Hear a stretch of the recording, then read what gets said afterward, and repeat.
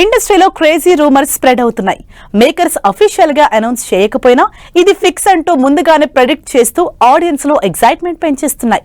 మరి ఆడియన్స్ ఇంతలా డిస్కషన్స్ చేసుకునేలా చేస్తున్న ఆ క్రేజీ రూమర్స్ ఏంటి?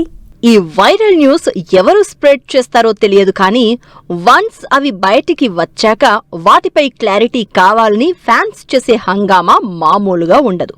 ఇప్పుడు ఇండస్ట్రీలో అలాంటి రూమర్స్ పై పెద్ద డిస్కషన్స్ జరుగుతున్నాయి. మహేష్ రాజమౌళి కాంబినేషన్ లో వారణాసి సినిమా చేస్తున్న ప్రియాంక చోప్రా మరో తెలుగు సినిమాకి సైన్ చేసినట్లు వార్తలు వినిపిస్తున్నాయి.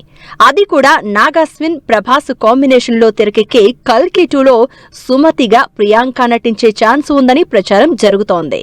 కల్కి 2 విషయంలోనే కాదు, బన్నీ అట్లీ కాంబినేషన్ లో వస్తున్న సినిమాపై ఇంట్రెస్టింగ్ న్యూస్ వైరల్ అవుతోంది.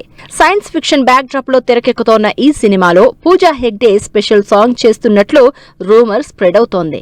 అంతేకాదు, కూలీ సినిమాలో మోనికా సాంగ్ తో అదరగొట్టిన పూజాకి ఏకంగా 5 కోట్ల భారీ రెమ్యునరేషన్ కూడా ఇచ్చేందుకు సన్ పిక్చర్స్ నిర్మాత ఆఫర్ చేసినట్లు ఫిల్మ్ సర్కిల్లో న్యూస్ వైరల్ అవుతోంది.